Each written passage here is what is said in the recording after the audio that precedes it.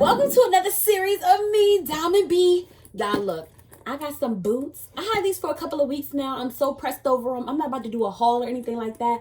But shout out to Walmart. They did not sponsor this video, but I would love to be sponsored by Walmart one day. So y'all, that is a goal. I'm going to manifest that because these are super cute. I think they were like $10, $12. If you know me, you know I don't spend too much coin on clothes because I ain't got it like that. And I be fluctuating weight like Oprah. So, anywho, these are super cute.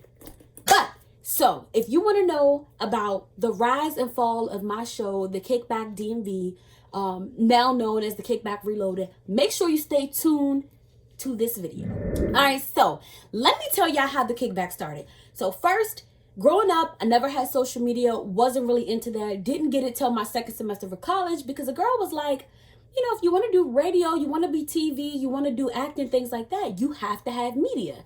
And I'm like, I guess that makes sense. But I used to hear so much drama, blah, blah, blah, blah, blah. I was like, I don't even want no parts of that. And plus, your girl's always been team flip phone growing up. And I didn't really have, you know, laptops or gadgets and stuff like that. So wasn't no way to do it. Didn't really care to find a way at all. But I'm like, you know what? That makes sense. So I got on social media. Had a couple of pages before this one, but I was making funny videos. I was doing like a little bit of fake IG modeling. And it kind of got me in a position where I wanted to be to do online radio, which I didn't know I wanted to do that, but I did it. So that was cool. Did a show in Virginia, did a show in a Baltimore-based show, did it in Laurel. And certain opportunities started to open up. I started hosting shows, like things was going bomb. So I had met this guy that does radio, and I had let him know, hey, I don't need you to put me in a position at all. That's not what, I'm not looking for that. I'm not a handout type of girl. I'm real about what I really want to do. Just give me a little bit of guidance. What do you think I should do? Should I be going to school? Should I be doing my own interviews? Should I try to get on a bigger network? Like, help me out. So the person pretended to have a genuine interest in me. Oh, I'm gonna take you here, I'm gonna help you out, this is what you should be doing. And y'all, I made a show. My first original show was called 17 Questions, and I had hit up one of my friends, one of my old friends who's a rapper, and I said, hey, I really want to start this show. I really love interviewing. It's something I'm passionate about. Can you do me a huge favor and do this interview for me?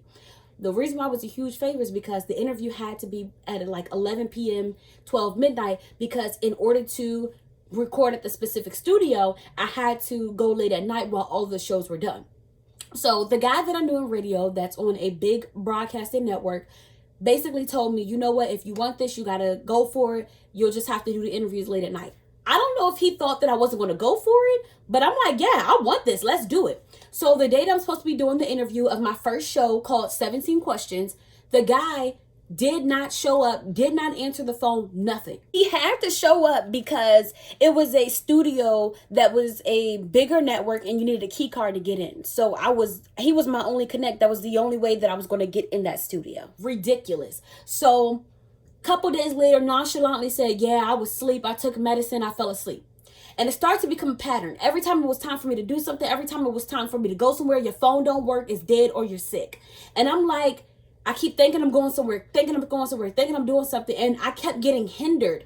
And it's like, I don't like this music industry, the entertainment industry, all of it is very male dominated. Trust me, women, we know how to close the deal. We know how to show up in businesses. We know how to make the connections and things, but it is a lot of men in here that like to puppet and play with women. So you got to be careful. So I got tired of not doing anything, not progressing. He was so worried about everything that I was doing on my own, but couldn't put one type of opportunity in front of me. So I said, you know what?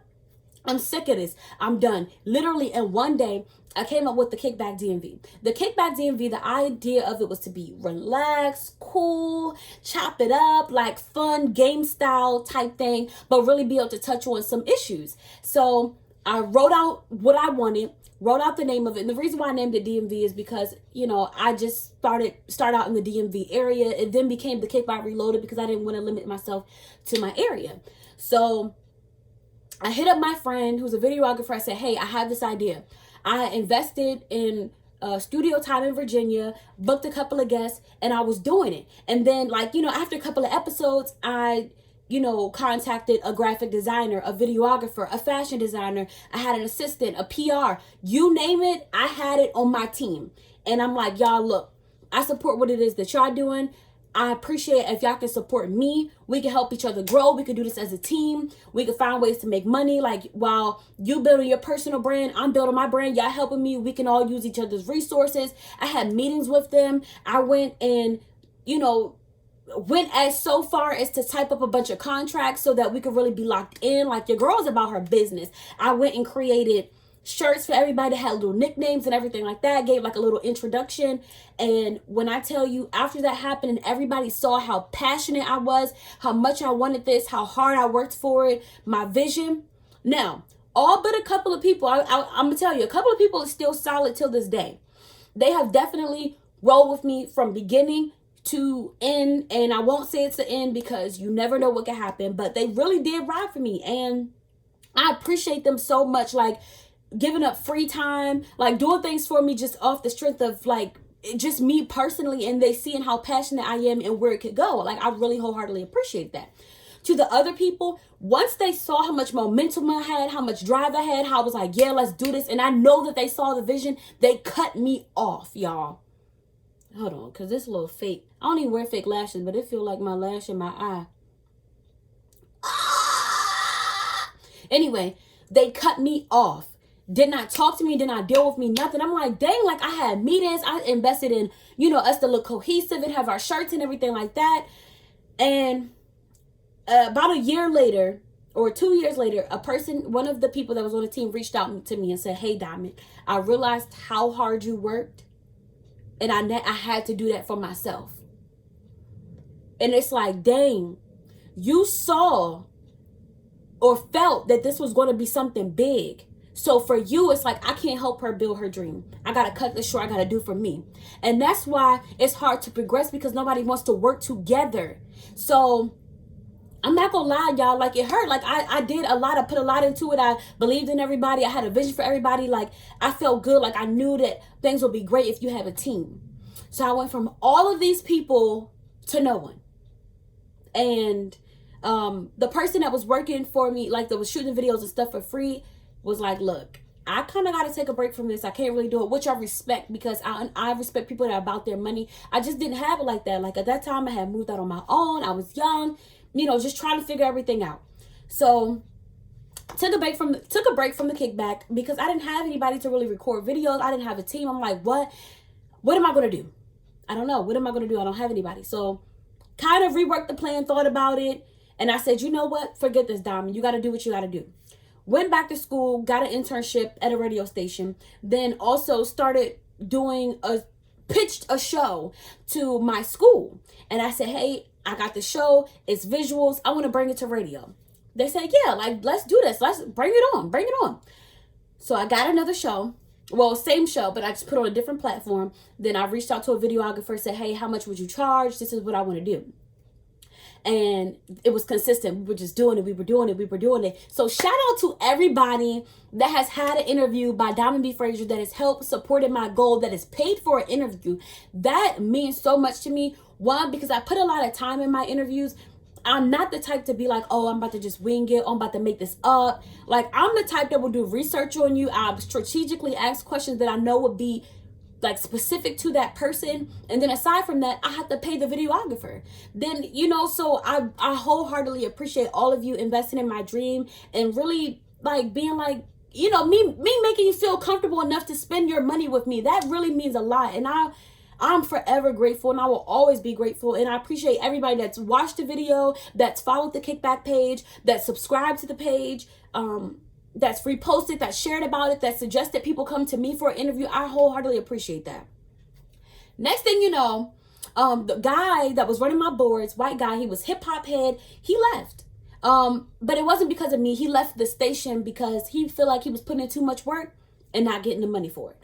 So the main manager of the station came on. She's not really too familiar with my show, but she definitely was on there a couple of times. And let's just say your girl's show was a little bit too urban, because us Black people, us culture people we don't always have a struggle with us, but there's things that you know, we had to go through, or things that we had to endure, or we didn't have our life just set up a certain way, and we weren't born into a certain way. So a lot of that real raw things were talked about on air, and you know, it wasn't what the predominantly white school wanted. So I definitely got kicked off, and I have not found a studio since.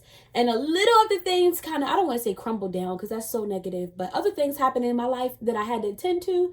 So I definitely took a break on that.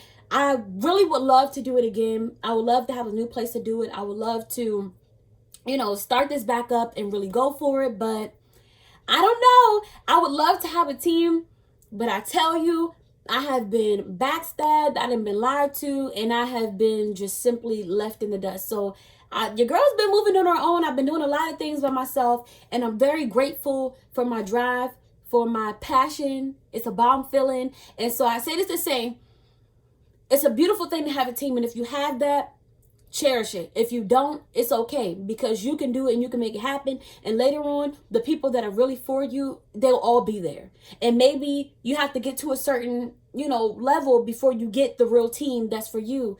But yeah, it just made me feel strong and just know, like, yeah, I've been doing this thing by myself, but I got this. So if you're ever down in your business and it's not working out for you right now, stay focused, stay motivated. Don't forget why you started. Don't let anybody hinder you or stop you from what you know is yours and where you should be in life. So I call it the rise and the fall, but right now it's kind of plateaued until I pick back up on this. So I hope you guys can see me again on the Kickback Reloaded with Diamond B. Frazier. And if you would love to be a guest on the show, you know who to call. Me.